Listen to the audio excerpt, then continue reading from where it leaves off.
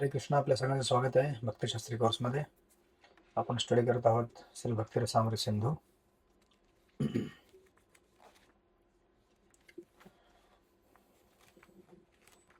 तर आपण last time अध्याय नंबर 13 पूर्ण केला होता, 12 पूर्ण केला होता.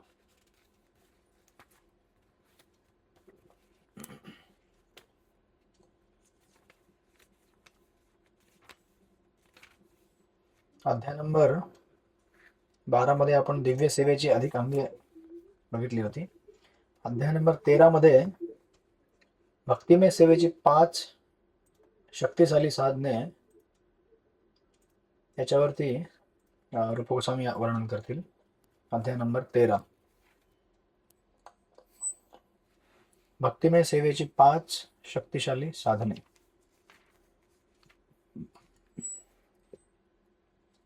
प्रभुपाद रिपीट स्टार्ट करतात. श्री रूप गोस्वामींनी म्हटले आहे की मथुरा निवास, अर्च विग्रहांचे पूजन, श्रीमद भागवत पुराणाचा पाठ, वैष्णव भक्तांची सेवा आणि हरे कृष्ण महामंत्राचा जप ही 5 प्रकारची भक्तिमय साधने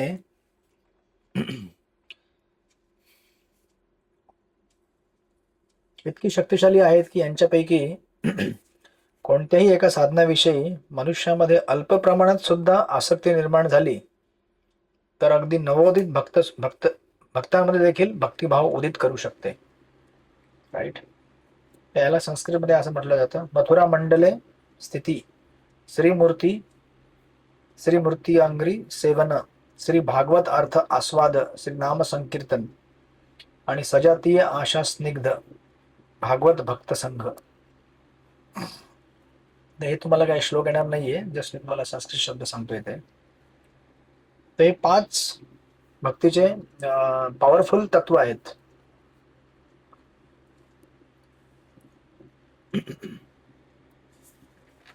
आणि ह्यातले आपण बरेच जे अगोदर ऑलरेडी डिस्कस केलेले आहेत, त्यामुळे मी जास्त विस्तार करणार नाही. जसं मथुरा मंडल निवास याच्यावरती आपण ऑलरेडी मागच्या 2 अध्यायांमध्ये ऐकलेलं आहे. सो कधी तुम्हाला असं वाटेल की रिपिटेशन आहे. रिपिटेशन नाही आहे ऍक्च्युली. हे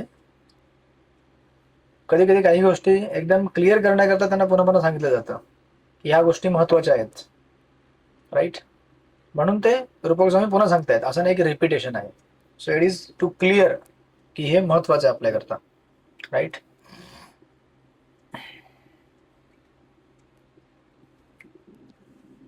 तर प्रभुपाद सेकंड पॅराग्राफ मध्ये लिहितात,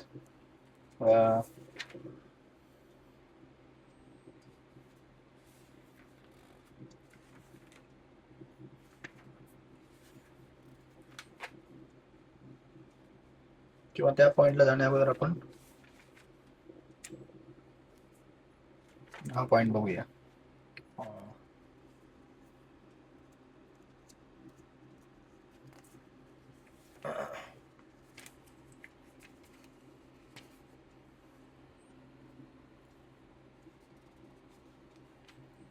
वैष्णव संघ.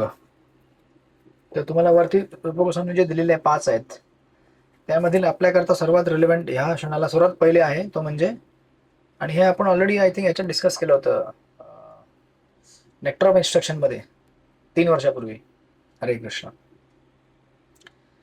सजातीय जो वैष्णव संघ आहे ना 5 आयटम पैकी, त्याला असं म्हटलं जातं सजातीय आशा स्निग्ध श्री भागवत भक्त संघ. सजातीय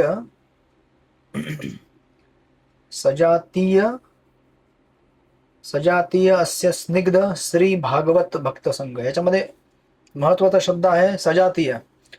सजातीय म्हणजे सेम जातीवाला नाही, मराठी हिंदी गुजराती असं नाही. सजातीय म्हणजे सेम इच्छा असणारा किंवा डिझायर असणारा. राईट.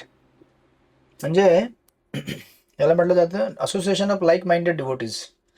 जसं से फॉर एक्झाम्पल तुम्ही जर पुस्तक वितरक असेल तर तुम्हाला दुसऱ्या एक पुस्तक वितरक सोबत संघ करायला आवडेल. तुम्ही समजा जर डीटीकेजन मध्ये सेवा करत असाल, तुम्ही दुसऱ्या डीटीकेजन मध्ये सेवा करणाऱ्या मातांचे संघ कराल.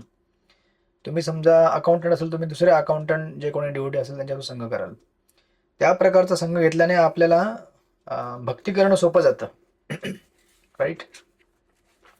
आणि शिला प्रभुपदांनी आपल्याला इस्कॉनमध्ये जेव्हा सांगितलं की बरेच प्रभुपदांचे कोट असतात, त्याच्यामध्ये प्रभुपद म्हणतात की माझ्याकरता गुरुकुल फार महत्वाचे आहेत, किंवा प्रभुपद म्हणतात की फार्म कम्युनिटी फार महत्वाचे आहेत. प्रभुपद म्हणतात की कधी बुक डिस्ट्रीब्युशन महत्वाचे आहेत, प्रभुपद कधी म्हणतात की टेम्पल महत्वाचं आहे.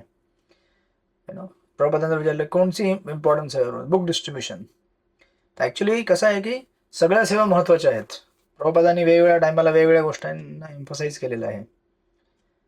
मग आपण असा विचार करू नये की म्हणजे आता समजा बुक डिस्ट्रीब्युशन इम्पॉर्टंट आहे, तर किचनमध्ये सेवा करणारा डिव्होटी पण तेवढाच इम्पॉर्टंट आहे जेवढा बुक डिस्ट्रीब्युशन आहे. राईट. आणि मंदिरामध्ये अर्च विग्रहांची सेवा करणारा भक्त पण तेवढाच महत्वाचा आहे जेवढा एक प्रचारक आहे.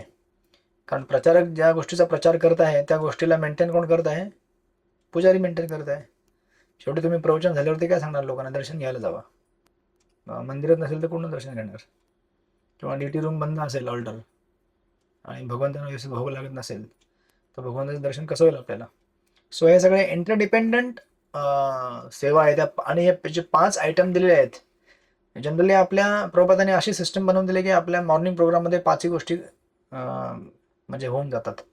तर आपण नाम जप्त करतोच, हरे कृष्ण कृष्ण कृष्ण हरे हरे, हरे राम राम राम हरे हरे. त्यानंतर आपण भागवत वाचन तर श्रवण करतच असतो, वैष्णवाचा संघ घेतच असतो. 3 आयटम तर असेच पूर्ण झाले इथे. आणि हे सगळे डीटी वर्शिपच्या अराउंड सेंटर असतं, त्यामुळे डीटी वर्शिप होऊनच जाते. राहिलं आता फक्त धाम, ते तुम्ही जेव्हा तयार व्हाल तेव्हा जाऊ आपण. मथुरा मंडल निवास, राईट. ते पण आपण मध्ये मध्ये जात असतो. सो दॅट्स हाऊ हे जे 5 इम्पॉर्टंट आयटम आहे त्याच्यामध्ये वैष्णव संघ फार महत्वाचा आहे, कारण वैष्णव संघाने सगळ्या गोष्टी एक्सपांड होतात. म्हणून त्याला म्हटलेलं आहे सजातीय स्निग्ध. स्निग्ध म्हणजे अफेक्शनेट. म्हणजे आपण अशा भक्ताचा संघ करावा ज्या भक्ताला त्याच्या आपल्याला आवडणाऱ्या सेवेमध्ये रस आहे. राईट. आणि मग त्याला आपल्याविषयी रस स्नेह प्राप्त स्नेह बनेल त्याचा आणि आपला. राईट. सो अशा प्रकारे 5 दिलेले आहेत त्याच्यामध्ये आयटम्स. आणि जेव्हा तुम्ही बघाल तर खाली पहिलं सर्वात सेकंड पॅरेग्राफला प्रभुपाद लिहितात की अर्च विग्रहाच्या पूजनाविषयी रूप गोस्वामींनी एक श्लोकाची रचना केलेली आहे.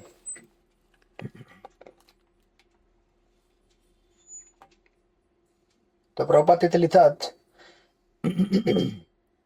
प्रिय मित्र, तुला या भौतिक जगतातील तुझ्या मित्रांच्या संगतीचा आनंद आस्वादायचा असेल तर केशी घाटावरती उभा असलेल्या श्रीकृष्णाकडे पाहू नकोस. हे कसं आहे, निगेटिव्ह मध्ये पॉझिटिव्ह. राईट. म्हणजे तुला जर भौतिक जीवनामध्ये त्याला काय म्हणतात,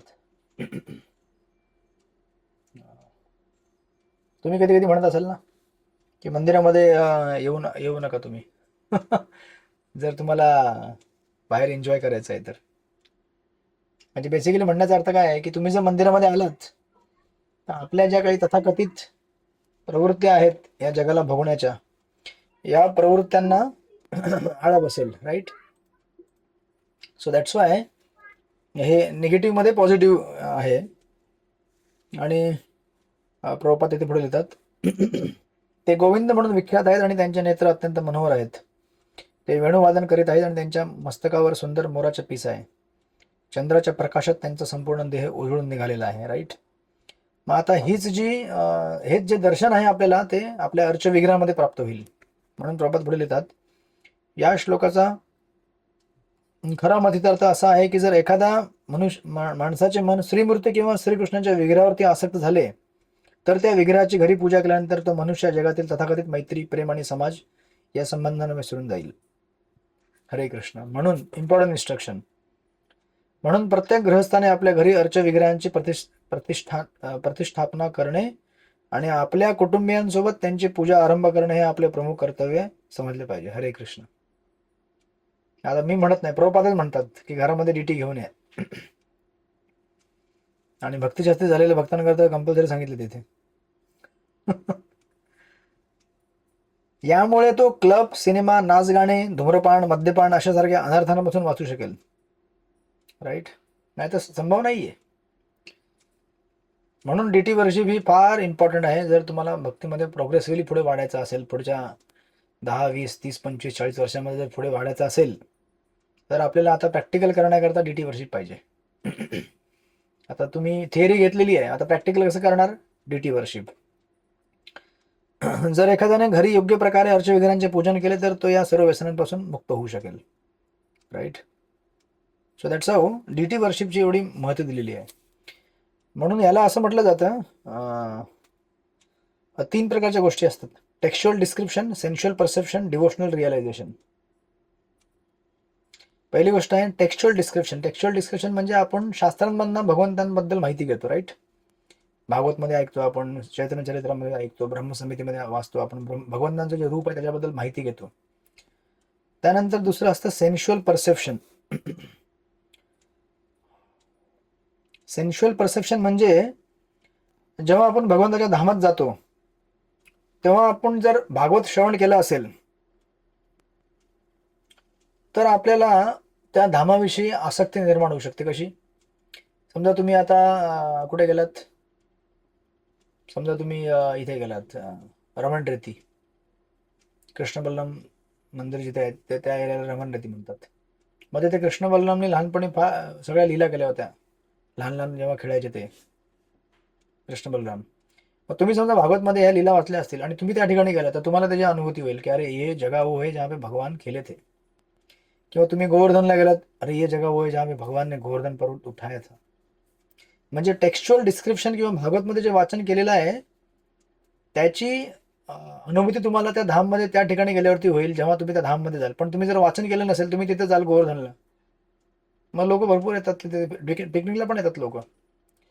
ये क्या है? तो पर्वत है, तो क्या करना है? राउंड मारना है. राउंड मारने से क्या होगा? बहुत सारा धन मिलेगा, दौलत मिलेगा.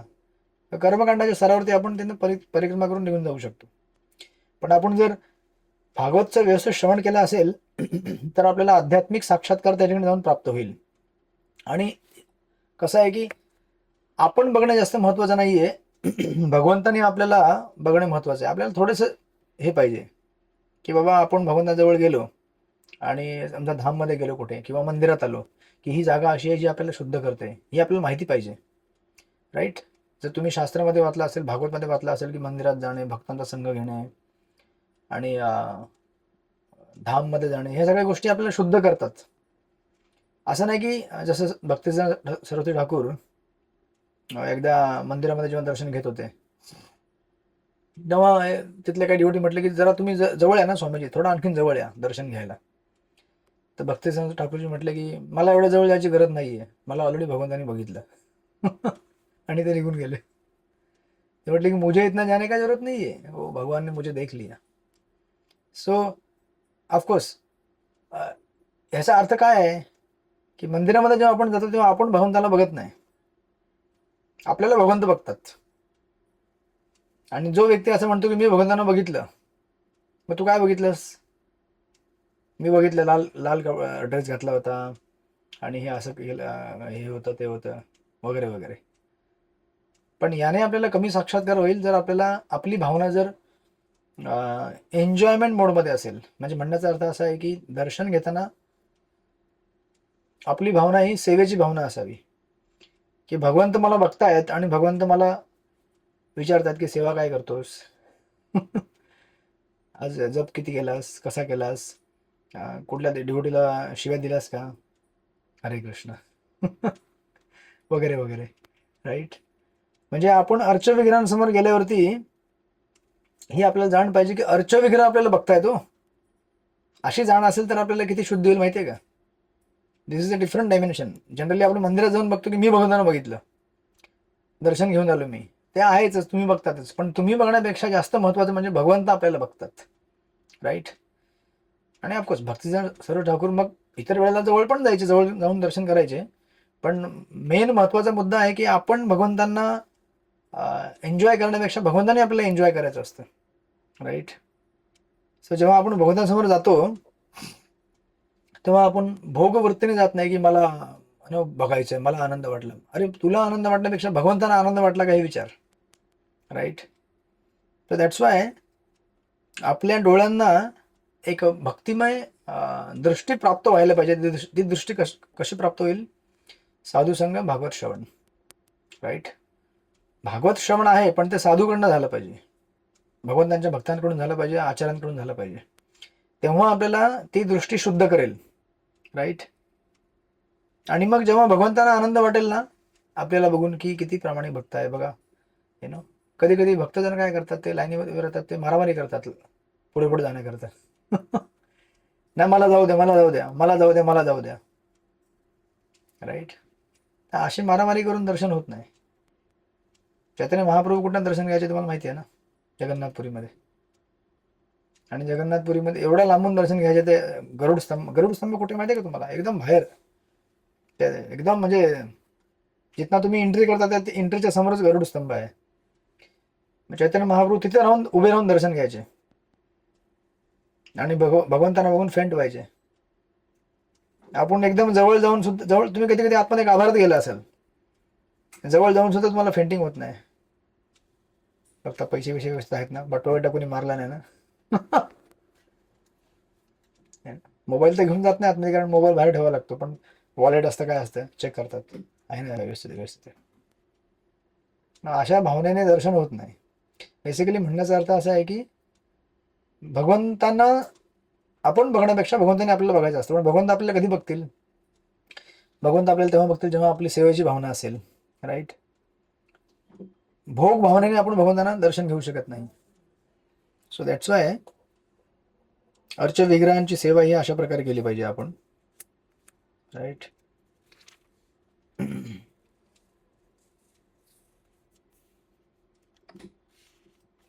मग जेव्हा भगवंतांना आनंद होईल तेव्हा आपल्याला आनंद होईल. सो दॅट्स वाय या 3 गोष्टी आहेत. पहिली गोष्ट म्हणजे टेक्स्च्युअल डिस्क्रिप्शन, म्हणजे शास्त्रांमधनं भगवंताचं वर्णन ऐकणे किंवा धामाचं महती ऐकणे, भक्तीची महती ऐकणे. आणि मग त्याचा अनुभव आपल्याला होईल जेव्हा आपण धाममध्ये जाऊ किंवा भगवंतांच्या भक्तांसमोर सोबत आपण संघ करू. ते आपल्याला कळेल की अरे, शास्त्रांमधनं असं वाचलं होतं, भगवंताचा संघ केल्यावर म्हणजे भगवंतांच्या भक्तांचा असा संघ करावा, धामाचं दर्शन असं घ्यावं.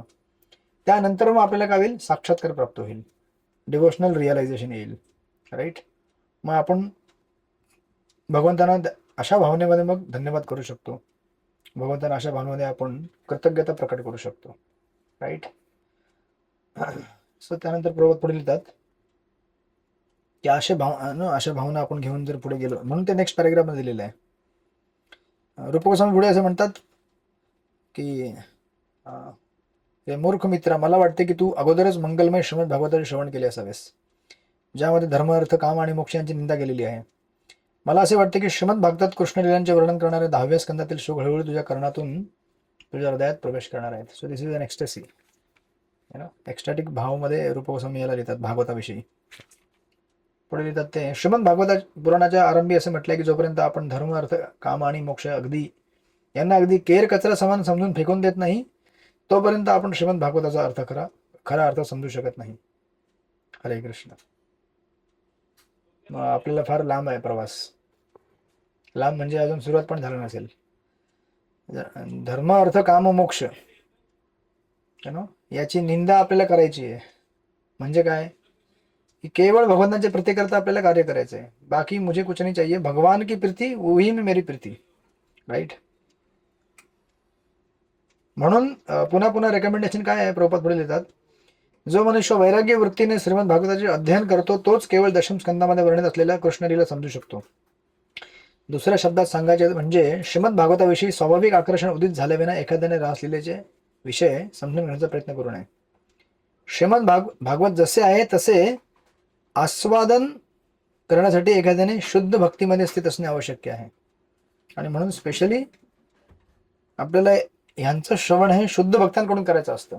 शुद्ध भक्तांकडून श्रवण केल्याशिवाय आपल्याला ती भावना भेटत नाही. राईट. जनरली बाहेर जे व्यावसायिक कथावाचक असतात ते लोक धर्म, अर्थ, काम, मोक्ष या भावनेने भागवत कथा करतात.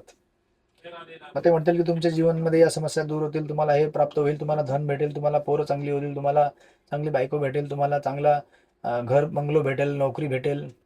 या भावनेमध्ये भागवत पुराण ऐकल्याने आपल्याला अपराध होऊ शकतात आपल्याकडनं, स्पेशली डिव्होटीन करता. म्हणून कुणाकडे ऐकण्या करता आपल्याला म्हणजे कुणाकडून ऐकू नये आपण, कारण ती भावना आपल्याला प्राप्त होणार नाही जी भावना आपल्याला प्राप्त करायची आहे. राईट.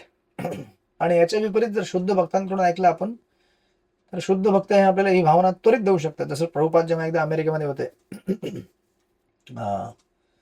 तेव्हा तिथे भक्तांनी प्रबोधनाकरता चांगली रूम बांधली होती, एकदम एकदम पॉश, एकदम लक्झरी रूम. तर प्रभुपाद म्हणायला लागले की अरे ये जो रूम है ना, ये मेरे राधा दामोदर रूम जैसा लग रहा है जो मैं वृंदावन में था. मग आता वृंदावन मध्ये राधा दामोदर तुम्ही मंदिर गेला असेल बऱ्याचपैकी, आणि प्रभुपादांची जी रूम तिथे आहे, ह्या साईडला एक रूम आहे, तिकडे किचन, इकडे भजन कुटीर, तिकडे किचन आहे. तर तुम्ही मला सांगा त्याच्यामध्ये काय लक्झरी आहे? आणि प्रभुपाद जेव्हा राहत होते तेव्हा तर तिथे धड पंखा पण चालायचा नाही, एक वरती लाईट लटकायची आणि दॅट्स इट, व्हेरी सिम्पल. काय होतं ते? काहीच नव्हतं तिथे, राईट. मग प्रभुपाद असं का म्हणतायत की ये जो रूम आहे ना, इथे अमेरिकेत जो रूम आहे, ये मुझे ना मेरे राधा दामोदर मंदिर में जो रूम था ना उसके जैसा लग रहा है. असं म्हणण्याचा अर्थ असा आहे, प्रभुपाद म्हणायचे, म्हणजे ऍक्च्युली ह्याला अर्थ असा दिला जातो, आणि प्रभुपाद सुद्धा म्हणतात ते की डिवोटीज जेव्हा असे प्रश्न ऐकून चकित होतात की अरे ऐसा कैसा, वो रूम तो एकदम अलग है, ये रूम अलग है. तर ऍक्च्युली याचा अर्थ काय आहे की प्रभुपाद म्हणतात की देखो, जो चीज मैं वहां कर रहा था राधा दामोदर मंदिर में, क्या कर रहा था मैं उधर बैठ के भागवत पुराण के ऊपर कमेंट्री लिख रहा था. मैं भगवान का नाम जप कर रहा था, हरे कृष्ण कृष्ण कृष्ण हरे हरे, हरे राम राम राम हरे हरे, और भगवान के लिए मैं भोग बना रहा था. आता याच सेम क्रिया ज्या आहेत ते मी कुठे करत आहे, आता तुम्ही दिलेल्या या रूम मध्ये करत आहे. म्हणजे ऍक्च्युली माझ्याकरता काय बदल घडला नाही ना. मी एखाद्या 5 स्टार रूम मध्ये असेल किंवा एखाद्या झोपडीमध्ये असेल, जोपर्यंत माझ्या क्रिया बदलत नाही तोपर्यंत मी काय आहे, तोच व्यक्ती आहे आणि तेच जीवन मी जगत आहे. म्हणजे इधर भी मैं क्या करूंगा, भागवत पुराण में कमेंट्री लिखूंगा, राईट. आणि शिंकारी येत होती, गेली. हरे कृष्ण. म्हणजे प्रॉपर लिहितात की इथे मी काय करणार आहे, सेम गोष्टी करणार आहे. मी इथे सुद्धा चॅन्टिंग करणार आहे, भागवत पुराणावरती कमेंट्री लिहिणार आहे, भगवंतांकरता भोग बनवणार आहे. म्हणजे माझ्याकरता काय बदल घडला का? म्हणून ही जी रूम आहे राधा दामोदर मंदिरमध्ये, त्या टायमाला जी रूम होती, आता जी रूम आहे ती मला काय वाटते, सेम वाटते. माझ्याकरता सेम रूम आहे, भलेही लक्झरी असेल याच्यामध्ये भरपूर. म्हणून अशा प्रकारे शुद्ध भक्तांची जी चेतना असते ना, ती नेहमी दिव्य स्तरावरती असते. म्हणून अशा भक्तांकडून जेव्हा आपण भागवत श्रवण करतो तेव्हा त्याचा खरा अर्थ आपल्याला समजेल किंवा ती भावना आपल्यामध्ये येईल. अदरवाईज कुणाकडूनही ऐकणे, जे पेशेवर कथावाचक आहेत, जस्ट बिकॉज त्या कथेमध्ये 5 लाख लोक बसलेत, म्हणजे याचा अर्थ असा नाही की त्याच्यामध्ये शुद्ध भक्तीचं प्रतिपादन केलं जात असेल, राईट. किंवा एखाद्या मार्केटमध्ये पॉप्युलर आहे एखादा मोटिवेशनल स्पीकर किंवा so and so and so, आपण याच्यावरती जाऊ नये. लोक जनरली काय करतात, आजकाल ते काय झालं, सोशल गॅदरिंग झालेली आहे. ठीक आहे, काय नाही तर काहीतरी चांगलं आहे, पण आपण सावधान राहायला पाहिजे. आपण बघायला पाहिजे की आपल्याला शुद्ध भक्ती पाहिजे. शुद्ध भक्ती पाहिजे तर आपल्याला ती शुद्ध भक्तांकडूनच प्राप्त होईल, बाकी कोणाकडनं प्राप्त होऊ शकत नाही. मग तो शुद्ध भक्त त्याचे भले 1 डिसायपल असेल किंवा 1,00,000 डिसायपल असतील, आपण एक्सटर्नल वरती जाऊ नये, राईट. सो दॅट्स वाय ही एक भावना इथे दिलेली आहे. आणि प्रभुपाद त्याला इथे प्रतिपादित करतात त्याप्रमाणे, राईट. अशा प्रकारे पुढे त्याने दिलेलं आहे नेक्स्ट पॅराग्राफमध्ये. रूप गोस्वामींनी पूर्वी सांगितलेल्या 2 श्लोकांमध्ये त्यांनी काही अलंकाराची योजना केलेली आहे, ज्यामध्ये अप्रत्यक्षपणे भौतिक समाजाची संगत, मैत्री आणि प्रेम यांची निंदा करण्यात आली आहे, राईट. लोकांना सर्वसाधारणपणे समाज, मैत्री आणि प्रेम यांच्याविषयी आकर्षण असते, आणि या भौतिक प्रदूषणांना विकसित करण्यासाठी ते अनेक विविध उपाय आणि कठोर परिश्रम करीत असतात. परंतु राधाकृष्ण यांच्या श्री विग्रहांचे दर्शन केल्यावरती अशा प्रकारचे भौतिक संबंध पूर्णपणे संपुष्टात येत असतात. रूप गोस्वामींनी या श्लोकाची अशी विशिष्ट रूपाने रचना केली आहे की त्यामुळे असे प्रतीत होते की ते भौतिक संगतीत केलेली मैत्री आणि प्रेम यांची स्तुती करत आहेत, राईट. परंतु त्याचा दुसरा अर्थ आहे, राईट. ते तुम्ही माझा पुढे नंतर देतात ते. त्यानंतर नेक्स्ट पॅराग्राफमध्ये लिहिलेलं आहे, श्रील रूप गोस्वामींनी अशाच प्रकारे दिव्य कृष्ण कथेचे वर्णन केले आहे. एक भक्त एकदा म्हणाला की किती आश्चर्याची गोष्ट आहे की नेत्रातून सतत अश्रुधारा वाहत असताना ज्यावेळी मी पूर्ण पुरुषोत्तम भगवंताचे दर्शन घेतले त्यावेळी माझे संपूर्ण शरीर पुलकित झाले. त्यामुळे माझी दैनंदिन भौतिक कर्तव्य करताना मी अयशस्वी ठरत आहे. त्यांचे एकदा दर्शन झाल्यामुळे मी आता शांतपणे घरीच राहू शकत नाही, राईट. तर ज्याप्रमाणे नहीं क्या लोग बोलते हैं वो पागल हो गया, प्यार में पागल हो गया, उसको नींद नहीं आता है, उसको भूक नाही लगता है. पण ऑफकोर्स ती हे एक एक महिन्याचं नाटक असतं. एक महिन्यानंतर भूक लागते, एक महिन्यानंतर त्याला ताण पण लागते. सो इथे एक सॅम्पल बघायला भेटतं की देखो आकर्षण कैसा होता है, पण ते आकर्षण काही कालांतराने संपून जाणार आहे. पण भगवंतांविषयी जे आकर्षण आहे ते सनातन आपल्याला काळा करता भेटेल. एकदा त्यांच्याशी प्रेम झालं, जसं चैतन्य महाप्रभू कुठली नदी बघायची म्हणायचे, अरे यमुना यमुना. आणि ते तुम्हाला माहिती असेल जगन्नाथपुरीमध्ये चाटक पर्वत आहे, ते मुंग्यांचं जे वारुळाचं जे हे असतं ना मोठं पर्वत बनलेलं, ते महाप्रभू म्हणायचे अरे ये तो गोवर्धन आहे. राईट.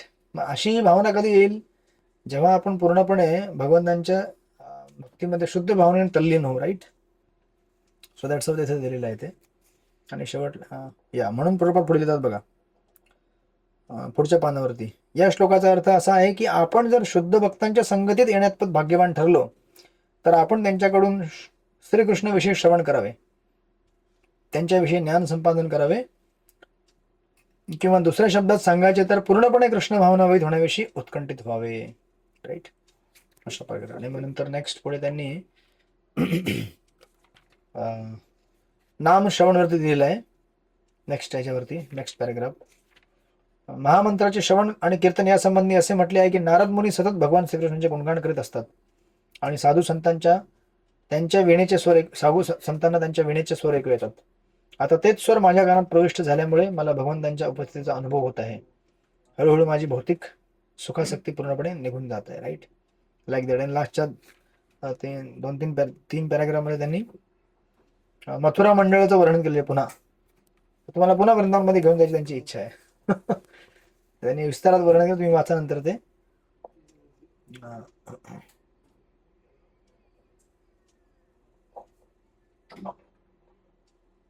यमुना नदीच्या किनारी असलेले 84 कोशाचे मथुरा मंडळे लीलास्थल इतके सुंदर आहे की एकदा जर कोणी या ठिकाणी गेला तर पुन्हा त्याला प्राकृत जगतात परतण्याची इच्छा होत नाही. हरे कृष्ण.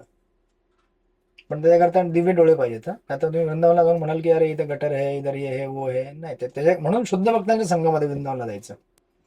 वृंदावन जाना है तो भगवान के भक्तों का संग और नाम श्रवण कीर्तन भागवत श्रवण, तभी वृंदावन धाम प्रकट होगा.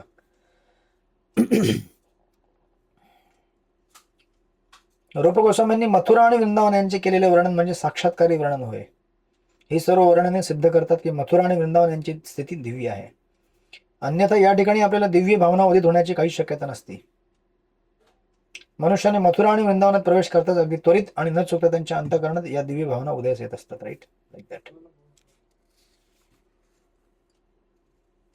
तर पुढे आणखीन त्याची दिलेली आहेत उदाहरणं भक्तांची नेक्स्ट पॅरेग्राफमध्ये, थर्ड लास्ट पॅरेग्राफमध्ये, की कशा प्रकारे वेगवेगळे भक्त हे त्यांच्यामध्ये जीवनामध्ये चमत्कार झाले. जसं बिल्वमंगल ठाकूर.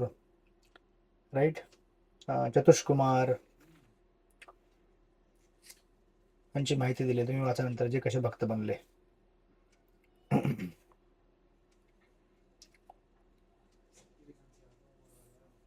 अशा प्रकारे ह्या चॅप्टरला प्रभुपाद तिथे पूर्ण करतात की हे जे 5 अंग आहेत भक्तीचे हे आपल्याकरता फार पोटेंट आहेत आणि आपण जर याचा आश्रय घेतला तर आपण पटकन भगवंतांच्या भक्तीमध्ये संलग्न होऊ. त्यानंतर नेक्स्ट चॅप्टर आहे 14 नंबर, भक्तिमय सेवेसाठीची योग्यता. Chapter 14, devotional qualifications. भक्तीमध्ये येण्याकरता काय योग्यता आहे, काय क्वालिफिकेशन आहे. तर आपण लास्ट टाइम एकदम सुरुवातीला बघितलं होतं की भगवंतांची भक्ती करण्याकरता आपल्याला ज्ञान आणि वैराग्याची गरज नाही. ऍक्च्युली भक्ती करता भक्तीचीच गरज असते. म्हणून या चॅप्टरमध्ये सुद्धा तुम्हाला डिस्क्रिप्शन भेटताना दिसेल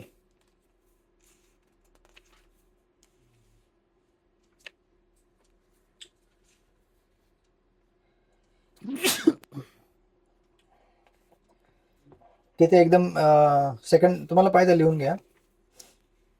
पहिल्या सेकंड पॅरेग्राफ मध्ये दिलेले ज्ञानाविषयी माहिती दिलेली आहे. सेकंड पॅरेग्राफ ज्ञान. त्यानंतर 1 2 3 5 6 7व्या पॅरेग्राफ मध्ये दिलेला आहे त्याग. 7वा पॅरेग्राफ त्याग. त्याच्यात बिगिनिंग अशी होते. श्रील रूप गोस्वामी पुढे असा सल्ला देतात की मनुष्याने भौतिक इंद्रिय तृप्तीमध्ये आसक्त न राहता, भेटलं का? तिथे आहे त्याग, सेकंड. त्यानंतर पूर्ण 1-2 पान पलटी करून तुम्ही पुढे गेला तुम्हाला एक पॅरेग्राफ दिसेल. कृष्ण भावनामय मनुष्य स्वाभाविकपणे शुद्ध असल्यामुळे, भेटला का? 1 2 3 4 5 6 7 8 9 10 11 12वा पॅरेग्राफ.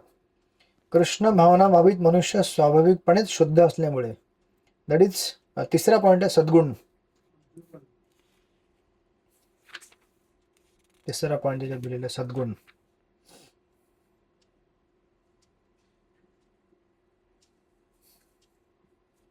त्यानंतर 12 13 14 15व्या पॅराग्राफ मध्ये तुम्हाला दिसेल श्रील रूप गोस्वामी पुढे सांगतात की भक्तीचे 9 प्रकार आहेत, भेटला? तो चौथा पॉइंट आहे, भक्तीचे 9 प्रकार, चौथा पॉइंट. अशा प्रकारे 4 पॉइंट अध्यात दिलेले आहेत. तर याची बिगिनिंग करताना रूप गोस्वामी सांगतात की ऍक्च्युली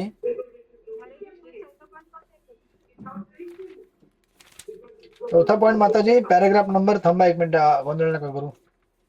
1 2 3 4 5 6 7 8 9 10 11 12 13 14 15 16वा पॅराग्राफ. नाव नाव नाही तिथे दिले ना, ते ऍक्च्युली रूप गोस्वामी दिले ना, भक्तीचे 9 प्रकार आहेत, ते 9 प्रकार तर टायटल आहे, चौथा पॉइंट.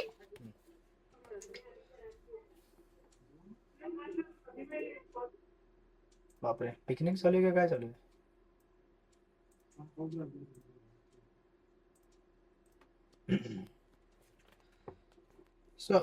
भक्ती करण्याकरता योग्यता काय आहे?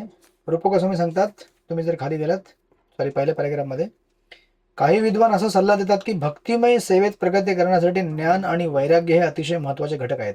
बरोबर आहे, परंतु वास्तविकपणे सत्य नाही. हरे कृष्ण. हे जर तुम्ही वाचलं तर आपल्या जो कोर सनातनी आहे, आपल्या वैदिक हे परंपरेमधला, त्याला चक्कर येईल ऐकून. तो म्हणले कि क्या लिखा हुआ है इधर, भक्ति में आगे बढ़ने के लिए ज्ञान और वैराग्य नहीं चाहिए. जीवन खोल जरा.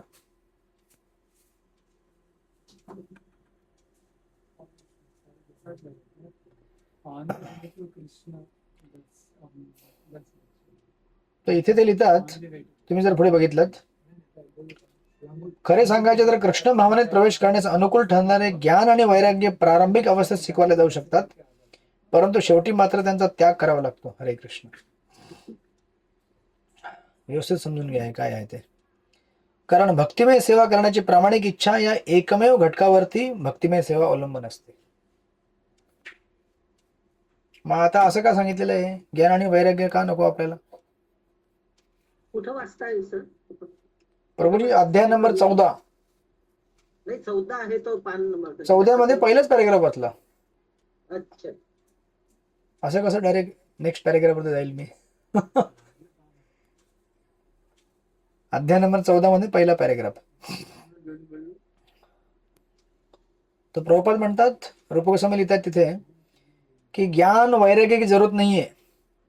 शुरुआत में हो सकता है कि थोड़ा ज्ञान चाहिए, वैराग्य चाहिए, बट अल्टिमेटली बाद में आप इन चीजों को पार करके आगे निकल जाओगे. म्हणण्याचा अर्थ असा आहे की त्याच्यामध्ये असं नाही की ज्ञान आणि वैराग्य राहणार नाही, पण हे जे घटक आहेत त्याने आपल्याला पुढे भक्ती, शुद्ध भक्ती प्राप्त होईल असं नाही.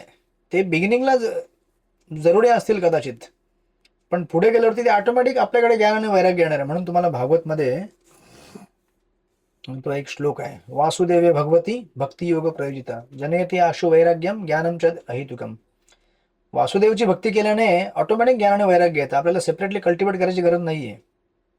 तुम्हाला आता उदाहरण घेण्याकरता खाली जर नेक्स्ट पॅराग्राफ मध्ये गेलात तर तुम्हाला दिसेल तिथे ज्ञान मध्ये प्रभाव लिहितात, काही निष्णांत भक्तांचे असे मत आहे की मानसिक तर्क आणि योग साधनेतील कृत्रिम तपस्या हे मार्ग भौतिक प्रदर्शनापासून मुक्त होण्यासाठी अनुकूल असतात, परंतु यांमुळे आपले हृदय मात्र अधिकाधिक कठोर होत जाते आणि ही गोष्ट आपल्याला भक्तिमय सेवेत प्रगती करण्यास कदापि सहाय्य करू शकत नाही. हरे कृष्ण. कसं याचा अर्थ आहे? याचा अर्थ असं कसं काय होईल, म्हणजे असं का दिलं अर्थ त्यांनी? ज्ञान म्हणजे काय असतं या जगामध्ये?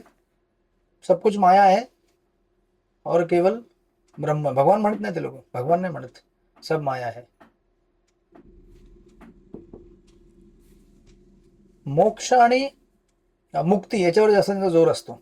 बेसिकली ब्रह्मवादी लोक, मग ते लोक नेहमी म्हणतात ब्रह्म सत्य जगत मिथ्य. बरोबर आहे, ब्रह्मही सत्य जगत पुरा मिथ्य आहे. मग आता अशा अवस्थेमध्ये जर तुम्ही बघितलं स्पेशली वैराग्याच्या बाबतीमध्ये, जे पुढच्या ह्याच्यामध्ये आहे पण त्याला आपण त्या ह्याच्यामध्ये कव्हर करूया. टू मच वैराग्य म्हणजे अति वैराग्य असणे प्रत्येक गोष्टीला, नाही नाही हे हे हे माया आहे, हे माया आहे, हे माया आहे, हे सगळं असे म्हणणारे लोक काय करतात शेवटी, म्हणजे समजा घरामध्ये कोणी असेल, लहान बाळ असेल, ते म्हणेल पप्पा माया आहे. बायको म्हणेल अहो चहा पिता क्या, म्हणजे हर्बल चहा, ठीक आहे ना, नाही तुम्ही चहा नका पिऊ, माया आहे, ऐसे मत बोलो, ऐसे बोलो, चहा पी असं म्हण, अजिबात इमोशनल होऊन बोलायचं नाही. हरे कृष्ण. मग असे काही लोक असतात, म्हणजे तथाकथित, म्हणजे तथाकथित नाही पण उगाच अतिवैराग्य. मग आता एक त्याचा क्लासिक उदाहरण आहे. एक आपल्याकडे एक भक्त होते, ते एकदा गोविंद चरण भेटले, ते म्हटले की देखो मैं कितना, मेरे अंदर कितना वैराग्य है, मेरे अंदर इतना भयंकर वैराग्य है की मेरी माँ मर गई तो भी मैं रोया नहीं. मग आता जेव्हा ते ऐकलं प्रभूजींनी, म्हटलं नालायक, तेरी माँ मर गई तो रो नहीं सका, तो तू भगवान के लिए क्या रोएगा. बेसिकली जर तुम्हाला भगवंतांविषयी प्रेम, तुम्हाला इमोशन पाहिजेत ना, मग तुमच्या भावना जर मेल्या, पाषाणासारख्या झाल्या, तर मग ईश्वराबद्दल कशा भावना उत्पन्न होतील. राईट. तर म्हणण्याचा अर्थ असा आहे की जो वैराग्य मार्ग आहे, ज्ञान मार्ग आहे, त्याच्यामध्ये कसं असतं की सगळं सब माया है, ये माया है, वो माया है, ये सब माया है, और कोई यहाँ पे कुछ ये नहीं करना चाहिए, प्रेम से बात नहीं करने का, सब एकदम कडक रहने का. राईट. कडक रहने का म्हणजे अति कडक झाल्याने आपलं हृदय पण कठोर बनून जातं. म्हणून त्याला इथे म्हटलं, आणि इथे स्पेशल तुम्ही जर बघितलं वरती जर प्रभातने दिलेलं आहे त्या पॅरेग्राफमध्ये, म्हणून हे मार्ग भगवंतांच्या दिव्य प्रेममय सेवेत प्रवेश करण्यासाठी अनुकूल नाही. वास्तविकपणे कृष्ण भावना किंवा भक्तिमय सेवा हाच भक्तिमय जीवनातील प्रगती करण्यासाठीचा एकमात्र उपाय आहे. भक्तिमय सेवा परिपूर्ण आहे, तीच कारण आणि परिणामी आहे. पूर्ण पुरुषोत्तम भगवान अखिल अस्तित्वाचे मूळ कारण आणि परिणामी आहेत, आणि त्यांच्या सम्मुख जाण्यासाठी त्यांच्या इतकीच परिपूर्ण असलेली भक्तिमय सेवेची पद्धत मनुष्याने स्वीकारावी. जसं तुम्ही उदाहरण बघितलं आहे शबरीचं. राईट. शबरीमध्ये शबरी जी सेवा करत होती, काय सेवा करत होती ती, तिला माहिती होतं की भगवंत येणार आहे तिथे, आपल्या गुरुने आज्ञा दिलेली आहे. ती वनात जायची, दररोज बोरं घेऊन यायची, फळं घेऊन यायची, हार बनवायची, दॅट्स इट. ती कुठली वैरागी होती, इन द सेन्स की वैराग होता त्याच्यामध्ये, नाही असं नाही, पण तथाकथित शुष्क वैराग्य नव्हतं, किंवा तथाकथित ज्ञान नव्हतं. खरं ज्ञान म्हणजे काय आहे की मला भगवंतांविषयी गोडी आहे आणि मला त्यांच्यावरती प्रेम करायचं, हे वास्तविक ज्ञान. जगाच्या विरक्तीबद्दल ज्ञान असणे हे सफिशियंट नाहीये. जर तुम्हाला जगाबद्दल विरक्ती असेल तर तेवढी आसक्ती भगवंताबद्दल पण प्राप्त झाली पाहिजे. जगाबद्दल विरक्ती, आणि तीच विरक्ती आपण म्हणजे कसं असतं की आपण जर इमोशन सगळे मारले, आपले भावना माया म्हणून, मग आता त्या भावनांना आपण वापरू शकत नाही भगवंताच्या सेवेमध्ये. राईट. मग भगवंतांची सेवा करताना तिथे पण माया. राईट. इमोशन्स आपण तिथे मारायचे नसतात. म्हणजे म्हणण्याचा अर्थ असा आहे की जसं प्रभात लिहित आहेत की अति तथाकथित ज्ञान आणि मानसिक तर्क आणि वैराग्याने आपलं हृदय हे कठोर बनू शकतं. राईट. आणि अशा कठोर हृदयाने भगवंतांविषयी भावना उत्स्फुरित होऊ शकत नाही. म्हणजे कसं आहे की मायाला नाही नाही म्हणता म्हणता तुम्ही कृष्णाला पण नाही म्हणाल ना उद्या. राईट. पण नाही म्हणायचं कुणाला हे शिकलं पाहिजे आपण. म्हणून म्हटलं जातं की अटॅचमेंट असणे हे प्रॉब्लेम नाहीये, पण चुकीच्या ठिकाणी अटॅचमेंट असणे हा प्रॉब्लेम आहे. राईट. म्हणून तुम्ही पुढे गेला असाल तर प्रभुपादांनी विस्तारात दिलेलं आहे तिथे, त्याच्याच मी पॅराफ्राज करतोय. नेक्स्ट पॅराग्राफवरती जावा, चौथ्या पॅराग्राफवरती. श्रीमद भागवतम 11:20-31 या श्लोकात भगवान श्रीकृष्ण म्हणतात, प्रिय उद्धव, प्रामाणिकपणे माझी भक्ती सेवा करण्याकरता मानसिक तर्क आणि कृत्रिम वैराग्य या गोष्टी विशेष करून अनुकूल होत नाहीत. मनुष्य ज्यावेळी माझा भक्त होतो त्यावेळी त्याला भौतिक सुखांच्या त्यागाचे फळ आपोआपच प्राप्त होते व तो परमसत्य जाणण्याकरता पुरेसे ज्ञान विकसित करू शकतो. भक्तिमय सेवेतील प्रगतीची ही खरी कसोटी आहे. भक्त कधीही अंधकारात असू शकत नाही, कारण भगवंत स्वतः त्याच्यावर विशेष कृपा करण्यासाठी त्याच्या हृदयातून ज्ञान विकसित करतात. मग तुम्ही श्रीमद भगवद्गीतेमध्ये हे ऐकलेलं आहे, तेषाम एवानुकंपार्थम अहम अज्ञानजम तम नाश्यामी आत्मभावस्तो ज्ञानदीपेन भासवता. ज्याच्या हृदयामध्ये भगवंत आहेत, म्हणजे त्यांनी भगवंतांना जागृत केलेलं आहे, ते हृदयातून ज्ञानाचा दीप प्रज्वलित करतात. राईट, हे वास्तविक ज्ञान आहे की मी जेव्हा भगवंताचं भजन करेल, भक्ती करेल, तेव्हा भगवंत मला आतमधून ज्ञान देतील. माझ्या वाचण्याने मला कळतं असं नाहीये. जेव्हा भगवंत मला बुद्धी देतील तेव्हा मला समजेल की मी काय वाचतोय. म्हणून आपण असं समजू नये की मी भगवद्गीता वाचतो, भागवतम वाचतो तर मला समजतं. नाही, मी ते वाचतोय कारण दाखवण्याकरता भगवंताने की मला समजून घ्यायचं आहे. आणि मग भगवंत जेव्हा हृदयातनं मला स्फुरित करतात की हे बघायचा अर्थ असा आहे, तेव्हा मला समजतं. राईट, सो दॅट्स वाय ज्ञान आणि वैराग्य यानं एवढं आपल्या आचाराने पुन्हा पुन्हा का एवढं हिमर केलेलं आहे. याच्याकरता की जे इम्पर्सनलिस्ट असतात किंवा ब्रह्मवादी असतात ते लोक याच्यावर जास्त जोर देतात. तथाकथित ज्ञान आणि वैराग्य. आणि ह्यांचं म्हणणं काय आहे की जीव आणि ईश्वर दोन्ही काय आहेत, समान आहेत. राईट, जे ज्ञानी लोकांचं ज्ञान आहे त्याच्यामध्ये काय, जीव ईश्वर दोन्ही समान आहेत. पण आपण काय म्हणतो, जीव ईश्वर दोन्ही समान आहेत का? नाही, मी ईश्वराचा नोकर आहे आणि ईश्वर माझ्याहून श्रेष्ठ आहे. राईट, आणि मला त्याची सेवा करणे जरुरी आहे. म्हणून जे बाहेरचं ज्ञान आहे ना तथाकथित जगाचं, ते फार डेंजरस असतं. म्हणून आपण कुणाकडनं ऐकतोय, काय ऐकतोय जरा समजून घ्यावं. तुम्ही कुणाकडनं ऐकून घेतलं ना आणि तुम्ही अशा प्रकारचं जर ज्ञान डेव्हलप केलं तर तुमची भक्तीमध्ये हरिबोल होऊन जाईल. पहिला तर आपल्याकडनं अपराध होईल मायावाद्यांकडून ऐकल्याने. दुसरा अपराध, आपण मग भगवंतांची संकल्पना समजून व्यवस्थित घेतली नाही. तुम्हाला वाटेल की मीच ईश्वर आहे शेवटी. मग आता तुम्ही जावा महाराष्ट्रामध्ये सुद्धा असे कधीतरी आहेत भरपूर सारे संप्रदाय, किंवा ते त्यांना तुम्ही त्यांना म्हटलं की ईश्वर आणि जीव याच्यामध्ये काय फरक आहे, त्यांना कळणारच नाही. ते म्हणतील की आपल्या जीवनाचा उद्देश काय आहे, मोक्ष. मोक्ष म्हणजे काय, विचारा त्यांना जाऊन. उद्या विचारा, क्लास झाला तर ट्राय करा, फोन लावा, विचारा की मोक्ष म्हणजे काय असतं. त्यांना उत्तर येणारच नाही. त्यामुळे मोक्ष म्हणजे मुक्ती, यहाँ से निकल जाना. जो मैं जो 9 to 5 का जॉब करता हूँ ना, इससे पक गया हूँ मैं, इससे बाहेर निकल जाना, याला म्हणतात मोक्ष. मोक्षाची व्याख्या काय आहे, मुक्ती इत्वा अन्यथा रूपम स्वरूपेण व्यवस्थिती. आपल्या स्वरूप स्थितीमध्ये व्यवस्थित होणं याला म्हणतात मुक्ती. आणि आपली स्वरूप स्थिती काय आहे, जेवेर स्वरूप आहे कृष्ण नित्यदास. भगवंतांच्या सेवेमध्ये संलग्न होणे ही वास्तविक मुक्ती आहे. तथाकथित मुक्ती नाही की मी मुक्त झालो म्हणून. तुम्ही जर पुढे गेलात, नेक्स्ट ह्याच्यामध्ये प्रभुपादांनी वैराग्य बद्दल दिलेलं बघा, त्याग बद्दल दिलेलं आहे. पुढे तुम्हाला जे मी लिहून दिलं होतं त्याग. आता त्याग सांगताना तुम्हाला हा श्लोक येईल अभ्यासाला, मेमोराइज करताना. त्याग किंवा तथाकथित वैराग्य दोन प्रकारचे असतात. एक श्लोक तुम्हाला भेटेल भक्तिरसंहितेमध्ये पाठांतरा करता, अनासक्तस्य विषयान यथानंत उभयुंजित निर्बंध कृष्ण संबंधे युक्त वैराग्यम उच्यते. राईट, की या जगामध्ये प्रत्येक गोष्टीला भगवंतांचा संबंध बघून त्याचा उपयोग करावा किंवा त्याचा त्याग करावा. याचा उपयोग भगवत भक्तीमध्ये किती आहे. आणि म्हणून याला ना दुसरा एक श्लोक आहे, प्रापंचिकता या बुद्ध्या हरिसंबंधी वस्तूना मोक्षवी परित्यागो वैराग्यम फल्गू कथ्यते. दोन प्रकारचे वैराग्य असतात, खोटं वैराग्य आणि असली वास्तविक वैराग्य. मग आता त्याला उदाहरण देण्याकरता आय थिंक प्रबोधन इथे दिलेलं आहे. तुम्ही जाल इथे त्या त्यागाच्या मध्ये, या प्रपद लिहितात नेक्स्ट पॅरेग्राफ मध्ये, सर्व भौतिक गोष्टींचा त्याग करणारे निर्विशेषवादी अतिशय कठोर तपश्चर्या करीत असतात, परंतु भगवंतांची सेवा करण्याची संधी मात्र ते गमावून बसतात. जसं तुम्हाला माहिती असेल, सर्वात मोठं वैरागी कोण आहे वनामध्ये, कोण असतं सर्वात मोठे वैरागी, माकडं. हरे कृष्ण. ते कपडे पण घालत नाही हो, एवढे वैरागी आहेत, कपडे पण घालत नाही ते. आणि काय खातात ते लोक, कंदमुळे खाऊन राहतात, फळं. Pure vegetarian. प्युअर व्हेजिटेरियन, काही कपडे नाही, घरदार नाही, काय नाही, पण बायका 1 डझन. असं प्रभात म्हणतात. हरे कृष्ण. याला म्हटलं जातं मरकट वैराग्य.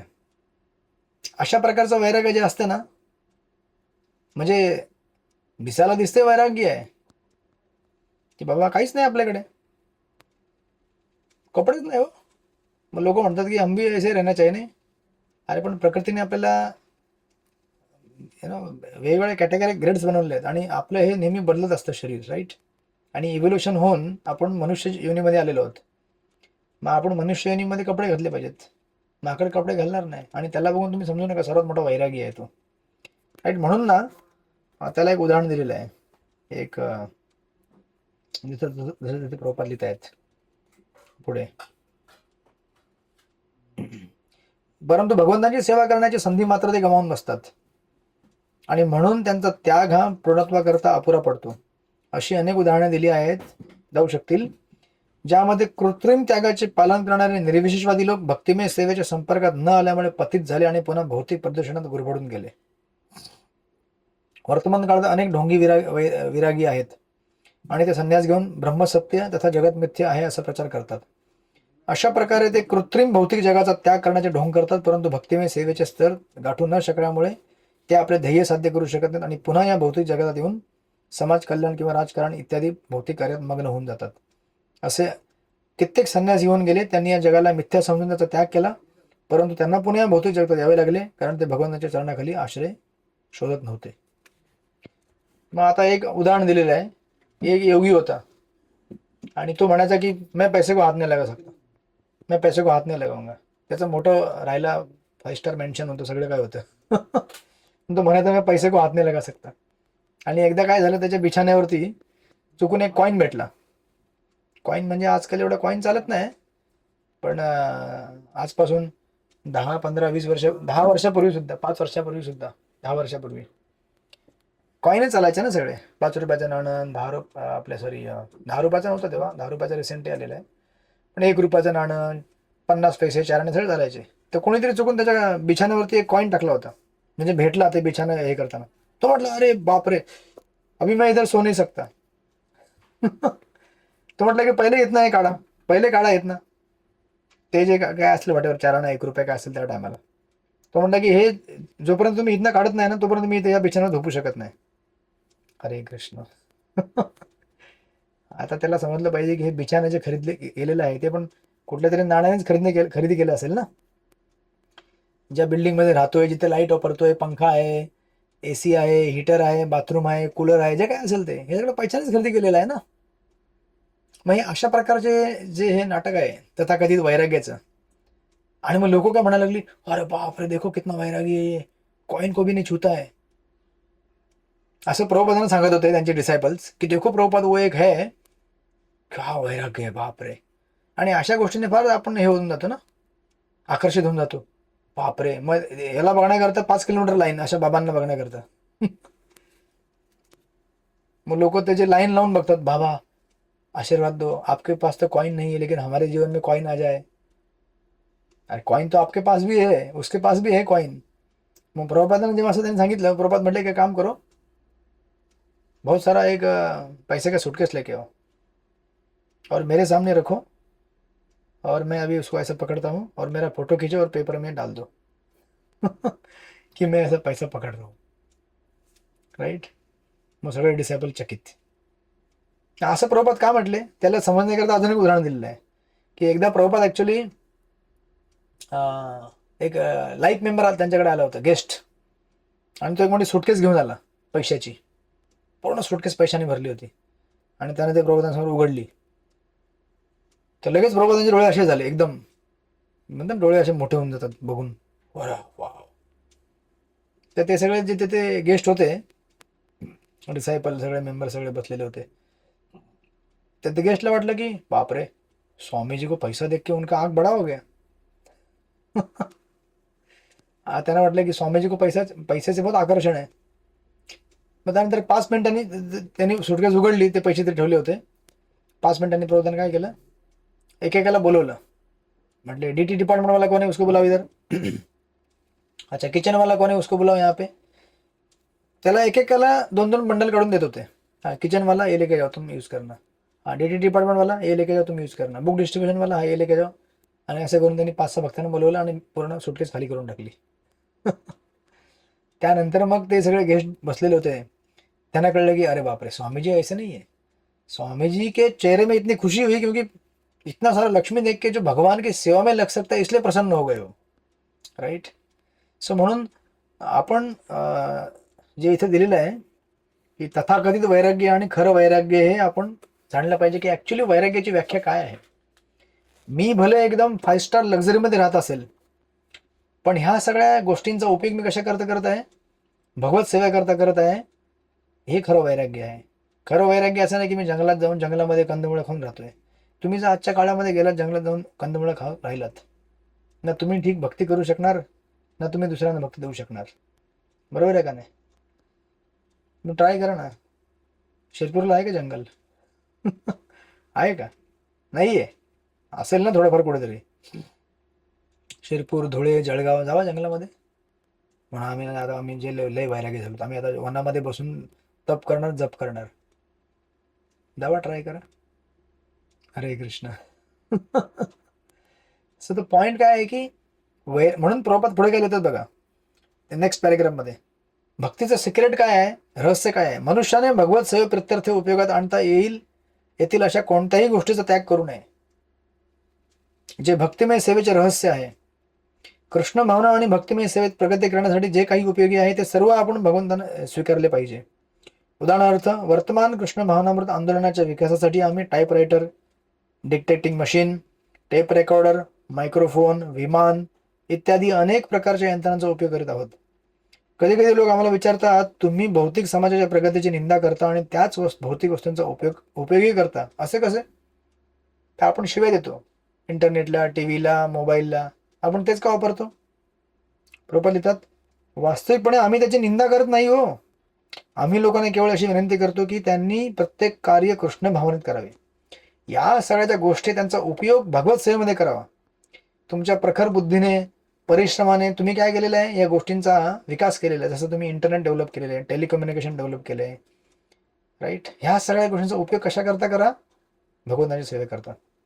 जसं प्रभुपाद जेव्हा फ्लाईटनी जात होते, वेगवेगळे 14 वेळा प्रभुपादांनी पृथ्वीची प्रदक्षिणा केली।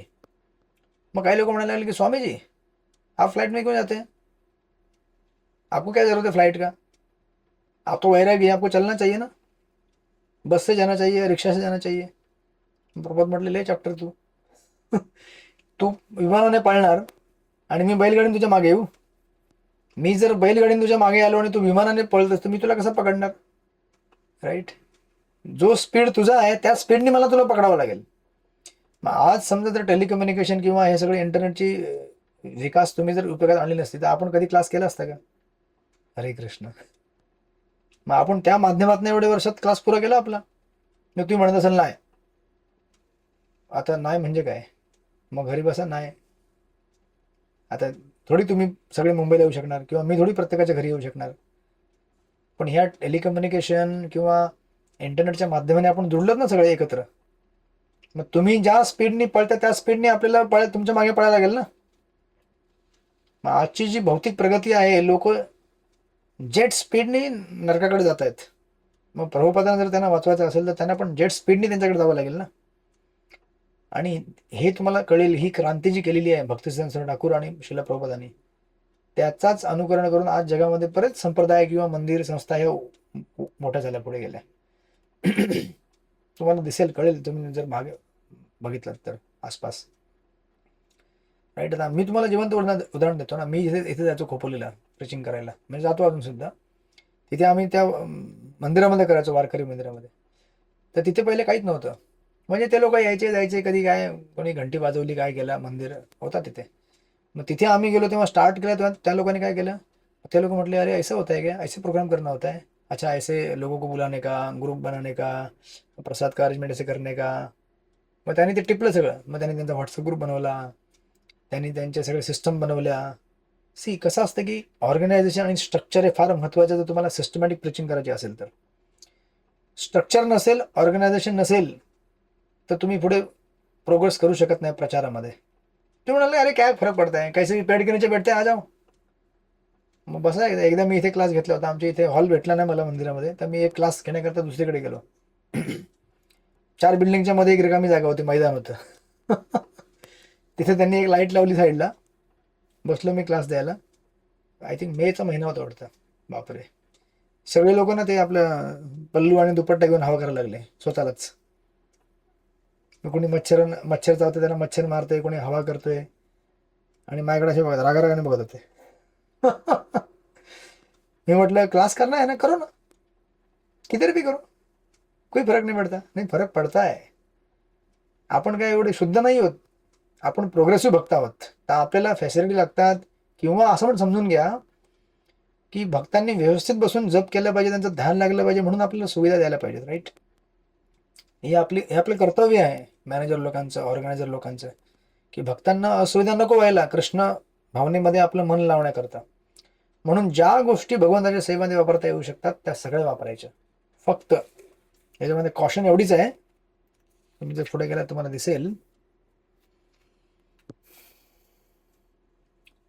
तुम्ही नेक्स्ट पॅराग्राफवरती जावा, तिथे प्रबोधन लिहिलेलं आहे, याचा असा मात्र अर्थ होत नाही की भक्तिमय सेवेच्या तत्वांचा आपण त्याग केला पाहिजे किंवा त्यातील नियमांची उपेक्षा केली पाहिजे. भक्तीच्या आरंभीच्या काळात आपण सर्व तत्वांचे पालन केले पाहिजे जे आध्यात्मिक गुरुच्या अधिकाराखाली नियमित केले जातात. कोणतीही गोष्ट स्वीकारणे अथवा तिचा त्याग करणे हे केवळ भक्तिमय तत्वांच्या कसोटीवरच ठरवले गेले पाहिजे. कळलं का नाही? म्हणजे आता प्रबोधनाने सांगितलं की तुम्ही वापरा, मोबाईल वापरा, इंटरनेट वापरा, सगळं काही वापरा तुम्ही भगवंताच्या सेवेमध्ये, पण बघायला पाहिजे की बाबा ही गोष्ट फक्त ती भगवंताच्या सेवेकरताच वापरली गेली पाहिजे, नाहीतर ती कदाचित माझ्या भोगाकरता वापरली जाऊ शकते. राईट, म्हणून कॉशन आहे याच्यामध्ये. युक्त वैराग्य, युक्त म्हणजे काय की प्रत्येक गोष्टीचा संबंध पाहणे भगवंतांसोबत, याला म्हणतात युक्त. आणि म्हणून अशा प्रकारे वैराग्य धारण करणे. पण तुम्ही बघायला पाहिजे की पहिले आपल्याला युक्त वैराग्य धारण करण्याकरता वैराग्य पाहिजे आपल्याला. म्हणून जसं प्रभुपादांच्या लिलेमध्ये एक उदाहरण दिलेलं आहे, एकदा संडे लव फिस्ट प्रोग्राम होता, आणि प्रभुपाद आले, त्यांनी लेक्चर दिल्यानंतर बघितलं, अरे प्रसाद ही नहीं है, क्या हो गया? बोले संडे फिस्ट के पहले सब भक्त खत्म कर दिए, प्रसाद खा गए, जो अंदर का मैनेजिंग कमिटी था, टीम था वो लोग. तेव्हा छोटे छोटे असणार ना टीम, जे काय होते 15-20 लोक बनवणारे सगळे, संडे फिस्टच्या अगोदर संपवून टाकलं त्यांनी खाऊन पिऊन सगळं. मग कसं होणार तुम्ही मला सांगा. राईट, म्हणून वैराग्य आपल्याला पाहिजे, पण फक्त एवढ्या करता की आपण त्या गोष्टीला भगवत सेवेमध्ये वापर करण्याकरता सावधान राहू याच्याकरता. राईट, सो दॅट्स हाऊ ही. म्हणून ना गुरुच्या मार्गदर्शनाखाली किंवा भक्तांच्या मार्गदर्शनाखाली किंवा आचार्यांच्या मार्गदर्शनाखाली या गोष्टीचा आपण उपयोग केला पाहिजे, युक्त वैराग्याचा. म्हणून प्रभुपाद इथे लिहितात, कोणती गोष्ट स्वीकारणे अथवा त्याचा त्याग करणे केवळ भक्तिमय तत्वांच्या कसोटीवरच ठरवले गेले पाहिजे. मनुष्याने स्वकल्पनेनुसार वस्तूंचा स्वीकार अथवा नकार करू नये. श्रीकृष्णांचे प्रकट रूप म्हणून आध्यात्मिक गुरु आवश्यक आहेत, आणि ते पूर्ण पुरुषोत्तम भगवंतांचे प्रतिनिधी म्हणून भक्तांच्या जीवनात मार्गदर्शन करतात. विपुल संपत्ती किंवा मोठा शिष्य समुदायाचे संपादन करून आध्यात्मिक गुरुने कधीही वाहवात होऊन जाऊ नये.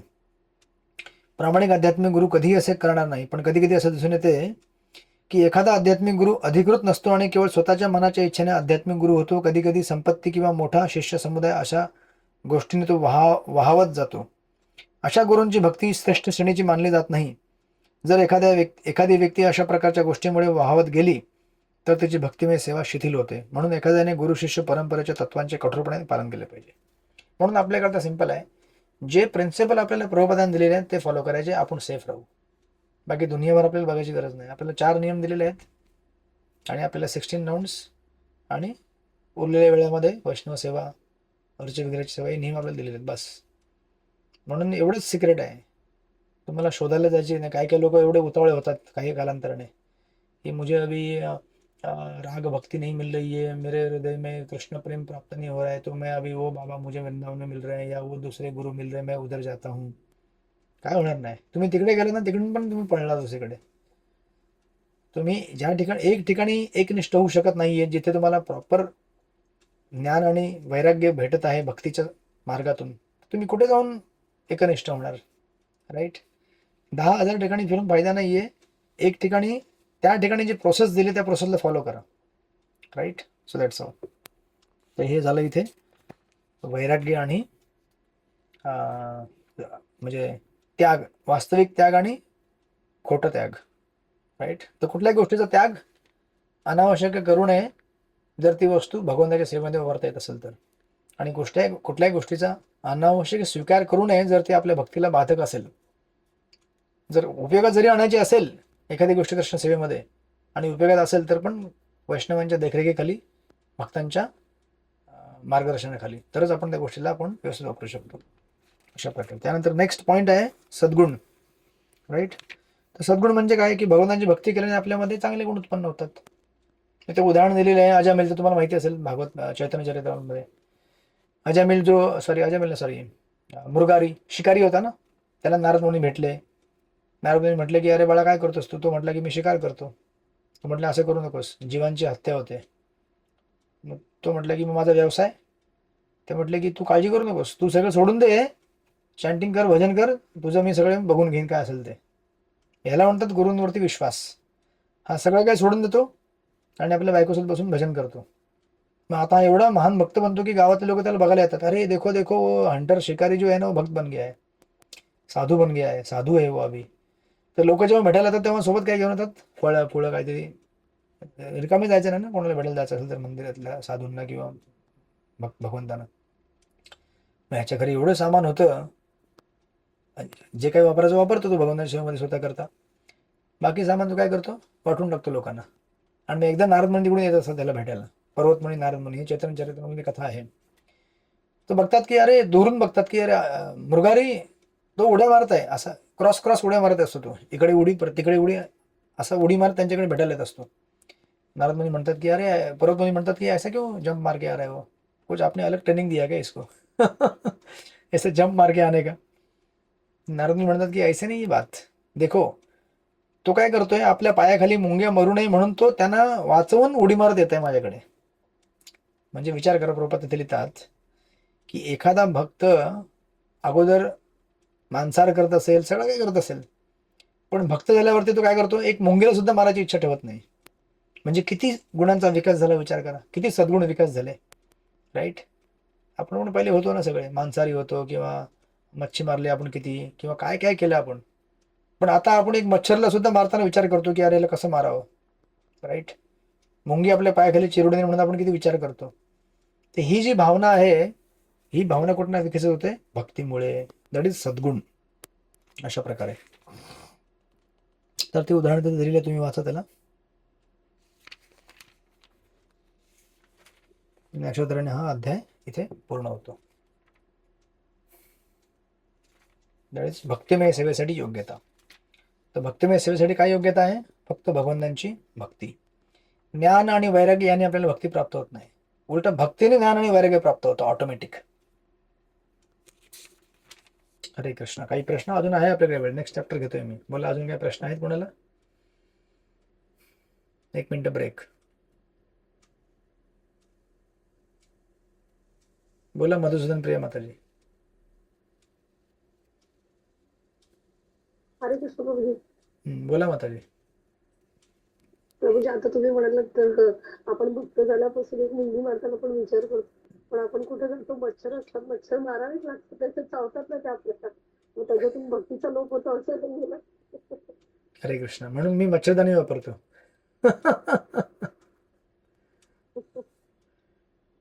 लक्षात ठेवा की स्वरक्षणाकरता आपल्याला हत्या करणे हे अलाउड आहे, स्वरक्षणाकरता. कारण मनुष्य देह जो आहे ना, तो धर्म करण्याकरता बनलेला आहे आणि या अशा देहाची रक्षा करणे आपलं कर्तव्य आहे. मनुष्य देहाची रक्षा न करणे, आपलं हे कर्तव्य पालन न करणे, याने सुद्धा पाप लागतं. म्हणून आत्महत्याला पाप म्हणतात ना. जे लोक आत्महत्या करतात ते लोक भूत बनतात का? शिक्षा आहे पाप केल्याबद्दल, कारण हे शरीर आपलं नाहीये. मग त्या केसमध्ये तुम्ही स्वतःचं रक्षण करू शकता.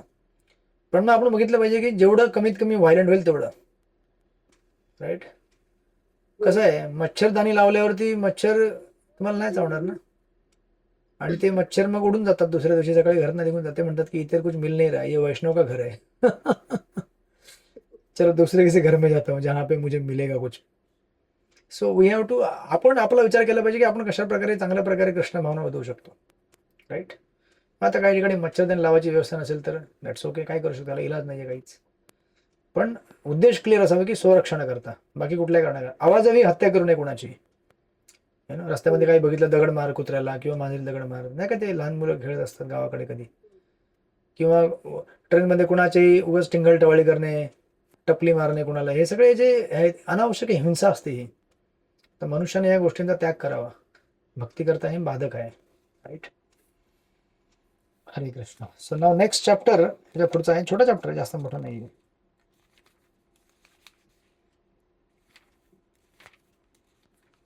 4च पानं आहेत. चॅप्टरचं टायटल आहे रागात्मिका भक्ती, अध्याय नंबर 15. आहेत तुम्ही सगळे जिवंत आहेत का? हो हो हो हो. कोविड रो एकदम ऍडव्हान्स एज मध्ये तरुण झालेले आहेत. Right? आपलं यात्राचं काही झालं नाही. कोविड प्रभूंनाच आता इन्चार्ज बनवायला पाहिजे मला आता. त्याशिवाय यात्रा काय जाणार दिसत नाही. करूया आपण. आतापासून तयारी केली तर होईल. हा ना, आतापासून तयारी केली तर काहीतरी होईल ना. कुठे जायचं तुम्हाला बोला. जगन्नाथ पुरी पण चालेल. चालेल. क्लास झाल्यावरती ग्रुपमध्ये जरा हालचाल करा, जरा एक बॉम्ब टाका मोठा. मग तिथे हालचाल चालू होईल ग्रुपमध्ये. ग्रुपमध्ये सगळं आता रिटायरमेंट मोडमध्ये आहेत की चला आता क्लास झाला आपला, पूर्ण झाला, सुट्टी आता.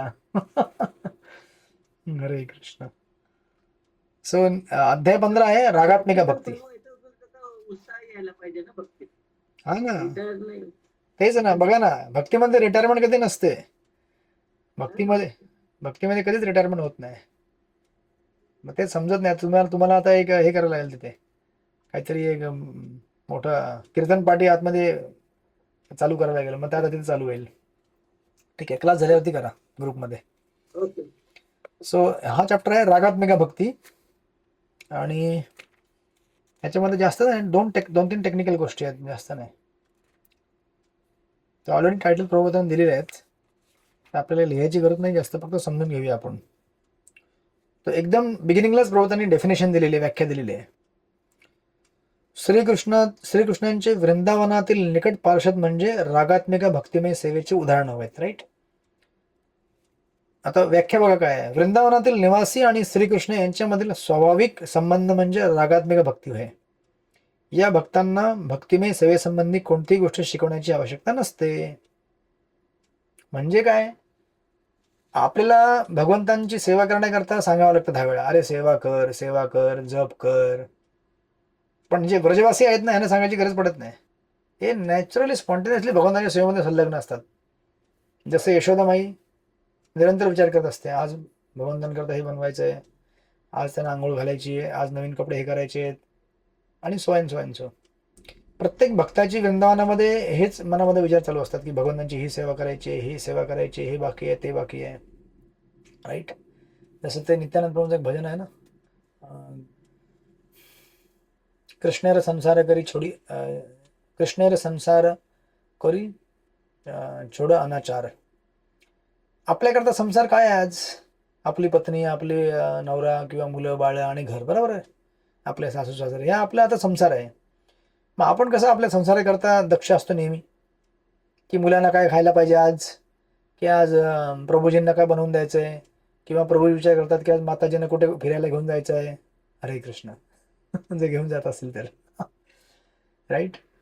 मग ही जी एवढी दक्षता आहे ती कशा करता असते? आपल्या संसाराकरता असते ना. मग आता हेच जर आपण चेंज केलं आणि कृष्णाचा संसार आपला संसार बनवला, तर आपण नेहमी भगवंताच्या संसारामध्ये बघणार आहोत. राईट. हे ट्रान्झिशन व्हायला आता चालू झालेली आहे, पण पूर्ण झाली नाहीये, प्रोग्रेसमध्ये आहे. मग समजा ना, तुम्ही विचार करा की आज तुम्ही विचार करा की आज भगवंतांना घरी काय भोग लावायचा आहे, ह्याच्याकरता अर्चे वगैरे पाहिजेत. हरे कृष्ण. भगवंतांना आज काय ड्रेस द्यायचा, किंवा भगवंतांना थंडी वाटते किंवा त्यांना गरम होतोय, आज त्यांना, तुम्ही एक्झॅक्टली ज्याप्रमाणे घरातील लोकांबद्दल विचार करता तेच विचार आपण भगवंतांबद्दल करू शकतो. आज भगवंतांना थंडी वाजते किंवा त्यांना उष्णता होती किंवा त्यांना प्रसाद दिला पण तो एकदम गरम आहे, दूध थंड करून द्यायला पाहिजे. राईट. एक्झॅक्टली तुम्ही जी ट्रीटमेंट एखाद्या मनुष्याला देता तीच ट्रीटमेंट आपण भगवंतांना दिली पाहिजे. पण आता आपल्याकडनं नॅचरली किंवा एकदम सहज होत नाहीये, आणि ज्यांच्याकडनं अशा प्रकारची ट्रीटमेंट किंवा सेवा सहज होते त्यांना म्हणतात रागात्मिका भक्त, जशी ते व्याख्या दिलेली आहे. राईट. म्हणून ते प्रभुपाद देतात, त्यांनी पूर्ण बोला सेवा केलेला माताजी. हा प्रभूजी, आम्ही आय कॅम्पला गेलो होतो ना वृंदावनला. हा. म्हणजे असं साधारण अल्टर होता, पण आमचा तिथं म्हणजे आश्रम होता तो एक, आणि एक साधारण असं अल्टर होतं. अनायासे माझ्याकडनं ना की खुर्चीवर बसले गेले मंदिराच्या समोर त्या. तर तिथल्या त्या माताजी आल्या, ज्यांचं घर होतं ते. त्या माताजी म्हटल्या, माताजी तुम्ही असं भगवंतासमोर खुर्चीवर कशा बसल्या?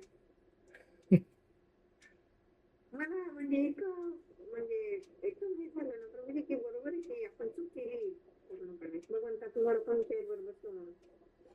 म्हणजे अशा पटकन बोलल्या त्या अशा.